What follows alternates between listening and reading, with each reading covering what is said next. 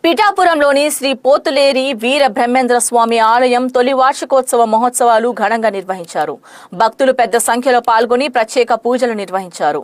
పాదగాయ క్షేత్రం శ్రీ కుక్కటేశ్వర స్వామి ఆలయం ఎదురుగా ఉన్న శ్రీ పోతులేరి వీర బ్రహ్మేంద్ర స్వామి ఆలయం పునర్నిర్మాణం పూర్తయి ఏడాది పూర్తి కావడంతో తొలి వార్షికోత్సవ వేడుకలను ఘనంగా నిర్వహించారు. ఈ సందర్భంగా ప్రత్యేక పూజలు, ఆధ్యాత్మిక కార్యక్రమాలు నిర్వహించారు. కార్యక్రమానికి ముఖ్య అతిథిగా హాజరైన జనసేన పార్టీ పిఠాపురం పట్టణ ఇన్ఛార్జ్ డాక్టర్ చిక్కాల వరలక్ష్మి రామణరావు మాట్లాడుతూ శ్రీ పోతులేరి వీర బ్రహ్మేంద్ర స్వామి సమానత్వం, ఆత్మజ్ఞానం కోసం విశేష కృషి చేశారని పేర్కొన్నారు. ఈ కార్యక్రమంలో జనసేన నాయకులు, ఆలయ కమిటీ సభ్యులు, విశ్వ బ్రాహ్మణ సంఘ ప్రతినిధులు, భక్తులు పెద్ద సంఖ్యలో పాల్గొన్నారు.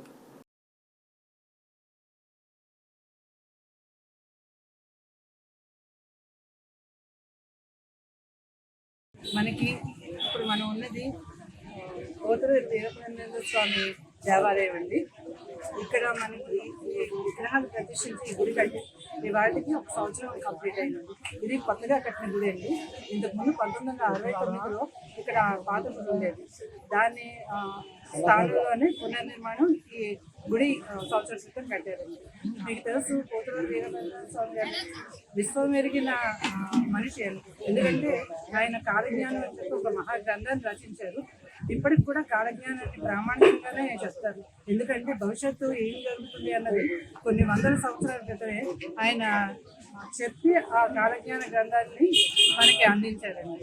అలాంటి మహత్తర బ్రాహ్మణ సంఘానికి సంబంధించిన వ్యక్తులు ప్రతి సంవత్సరం కూడా కార్తీక మాసంలో స్వామివారి ఉత్సవాలు చాలా ఘనంగా జరుగుతాయి పిఠాపురం పట్టణంలో.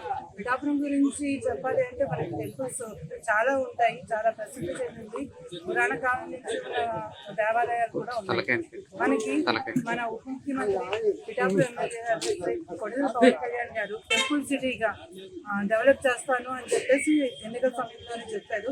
దానికి తగ్గట్టుగానే ఈ 2 సంవత్సరాల్లో చాలా దేవాలయాలు వాటి పునర్నిర్మాణానికి నోచుకున్నాయండి.